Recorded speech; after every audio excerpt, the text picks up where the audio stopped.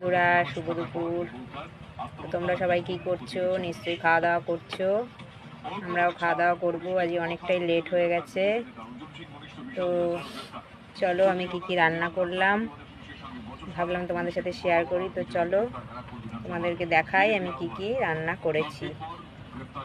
তো দেখো এখানে ভাত নিয়েছি, সবার জন্য ভাত বেড়েছি। ছেলের বাবা, আমি, মেয়ে। এই যে মেয়ে বসে পড়েছে, ছেলে ওই যে খাটে, ছেলের বাবাও আছে। তো চলো কি রান্না করলাম আপনাদেরকে দেখাই। দেখো এখানে আছে শাপলা ভাজা,